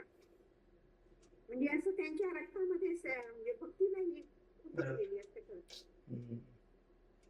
सो दिस इज स्पॉन्टेनियस, सहज है ना. तर ते नाही का ते ह्याच्या लिलीमध्ये म्हणतात ते माधवेंद्रपुरींच्या लिलीमध्ये म्हटलं जातं की ब्रजवासांच्या मनामध्ये भगवंतांविषयी सहज प्रीती असते, एकदम सहज. म्हणजे त्यांना कोणी सांगावं लागत नाही, एकदम जसं तुम्ही म्हणता रक्तामध्ये असतं त्यांच्या, right. So this is example of रागात्मिका जे तुम्ही दिलं ते. थँक्यू. हरे कृष्ण. आणि इथेच असं एक उदाहरण म्हणजे आम्ही महाराजांच्या यात्रेला गेलो होतो वृंदावनला. मग तिथे गोवर्धनाला आपण भोग लावतो ना. मग भोगाचे मी 5 प्रकारचे लाडू केले होते, पण ते असे केले होते ना जसे लग्नाला करतात ना, असे उंच उंच असे डोंगरासारखे, तर तसे केलेले होते मी. तर थोड्याच्या माताजी होत्या, त्यांनी काय उपमा दिली की तुम्ही गोवर्धनच बनवला म्हणून. हरे कृष्ण. म्हणजे इतकं म्हणजे आपल्या भक्तीमध्ये ना काही काही डोक्यामध्ये इतकी भक्ती फिट्ट झालेली असते प्रभूजी की समोरची वस्तू बघून त्यांना फक्त भगवंत दिसतात सगळीकडे पूर्ण. आपल्याला लाडू दिसला असता ना, लय मोठा लाडू आहे ना, आपलं काम होऊन जाईल. लाडू दिसतात असतात त्यांना गोवर्धन दिसतात लाडू. हरे कृष्ण. सुंदर उदाहरण. त्यांनी फोटो माझ्या लाडूंचे 5 प्रकारचे 5-5 लाडू केले होते. तर त्यांनी इतके सुंदर फोटो केले आणि वरच्या आधी 4 ठेवले, 4वरती एक ठेवला, तो पुन्हा असं उंच झाले आणि त्या वरच्या याला फुलं पोचले होते आणि वरून त्यांनी खाल्ले होते त्या लाडूंचे. हरे कृष्ण. गोवर्धन करता गोवर्धन अर्पण केला तुम्ही. म्हणजे भक्ती किती आपण आपल्या डोक्यात पण ते नव्हतं, फक्त प्रसाद काहीतरी बनवायचा आणि काहीतरी शो म्हणून करायचं. आपल्या डोक्यात तेवढंच की शो चांगला दिसला पाहिजे, पण अशी कल्पना नसतो भगवंताविषयी एवढी काही. पण त्यांच्या चेतनेमध्ये भगवंत दिसले त्यांना, आम्ही फक्त शो म्हणून केले, चांगले दिसले पाहिजे म्हणून. हरे कृष्ण. तुम्ही पूर्ण चॅप्टरची समरी देऊन टाकली आता. नाही म्हणजे असे अनुभव येतात प्रभूजी यात्रेला गेल्यावर की तिकडचे सगळीकडचे भक्त असतात ना की त्यांचे अनुभव आपल्याला खूप जवळून पाहायला लागतात. हो, तुमच्यामध्ये पण आहेत तसे गुण. हरे कृष्ण. म्हणून तुमचं नाव आहे सेवा कुंज लीला. नाही प्रभूजी तसं काही नाही, माझं फक्त नाव आहे, पण बाकी सेवा वगैरे काही एवढा होत नाही माझ्याकडून. तुमच्या नावासमोर सेवा, तुमच्या सेवा होती ना आपल्या घरात. तुमच्या नावासमोर सेवा लावल्या, सेवा. नुसतं कुंज लीला नाहीये, सेवा कुंज लीला. हरे Krishna. Thank you. Yes, nice example. तर ह्याला म्हणतात रागात्मिका. सहज भाव असणे आपल्याला भगवंतांविषयी, सहज प्रीती असणे, राईट. तो प्रभुपाद इथे लिहितात की नियम पालनांचे पूर्णत्व त्यांनी पूर्वीच प्राप्त केलेले असते. त्यांनी पूर्ण पुरुषोत्तम भगवंतांविषयी स्वाभाविक प्रेममयी सेवाही संपादन केलेली असते. उदाहरणार्थ, श्रीकृष्णांसमवेत खेळणाऱ्या गोप बालकांना त्यांच्याशी कसे खेळावे शिकवण्यासाठी तपश्चर्या किंवा योग साधनेची आवश्यकता नसते. त्यांनी आपल्या पूर्वजन्मामध्ये त्यांनी नियमांच्या सर्व परीक्षा आधीच उत्तीर्ण केलेल्या असतात.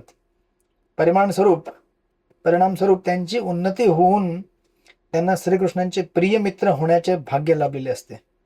त्यांच्या सहज किंवा स्वाभाविक वृत्तीला रागात्मिका भक्ती असे म्हटले जाते, राईट. स्पॉन्टेनियस, एकदम नॅचरल. सो दिस इज रागात्मिका. सो आत्मिका म्हणजे आत्मा, राईट. जसं ते गीतेमध्ये तुम्ही वाचलं होतं, कामात्माना स्वर्गपरा, म्हणजे ज्याचा आत्मा कामाने बनलेला आहे, राईट. ज्याच्या हृदय, आता आत्मा कामाने बनलेला नसतो ऍक्च्युली, आत्मा आहे, बरोबर आहे. पण ही एक मेटाफोर किंवा अशी एक उपमा का दिलेली आहे, कामात्माना, म्हणजे त्याच्या हृदयामध्ये एवढं काम आहे की त्याला म्हटलं तर कामात्माना आहे. तसं यांच्या हृदयामध्ये एवढं राग आहे, म्हणजे भगवंतांविषयी आसक्ती आहे की याला म्हटलं जातं रागात्मिका. यांचं हृदय काय भगवंताच्या प्रेमाने भरलेला आहे रागात्मिका, राईट. आत्मा made of spontaneous devotional service to Krishna in particular rasa, अशा प्रकारे. मग आता त्याला पुढे व्याख्या देणार रूप गोस्वामी म्हणतात, श्रील रूप गोस्वामींनी रागात्मिका भक्तीची आणखी एका प्रकारे व्याख्या करताना असे म्हटले आहे, रागात्मिका भक्ती म्हणजे एखाद्या वस्तूविषयीच्या उत्कट प्रेमामुळे तिच्याविषयी निर्माण झालेली स्वाभाविक आकर्षण होय. ज्या प्रकारे आपल्याला, तुम्ही रस्त्यात चालताना तुम्ही बघितलं असेल एखादं आईस्क्रीमचं दुकान, हरे कृष्ण, लगेच तोंडात पाणी येतं ना. नाव ऐकल्यावरती पाणी येतं, तर दुकान बघितल्यावरती काय होईल? याला म्हणतात सहज, म्हणजे एवढा आपल्या हृदयामध्ये चित्तामध्ये ते पर्टिक्युलर पदार्थाची भावना आणि विचार भरलेले आहे की त्याला बघून आपल्यामध्ये भावना उफाळतात, राईट. त्याच प्रकारे अशा भक्तांच्या हृदयामध्ये भगवंतांविषयी एवढ्या भावना आहेत की ते नॅचरल त्यांच्यामध्ये आहे, राईट. अशा आकर्षणाचा परिणाम म्हणून मनुष्य त्या वस्तूंविषयीच्या चिंतनामध्ये पूर्णतः लीन झालेला असतो. अशा प्रकारच्या स्वाभाविक प्रेमाने केली जाणारी भक्तिमय सेवा रागात्मिका भक्ती म्हणून ओळखली जाते, राईट. अशा प्रकारे दिस इज रागात्मिका.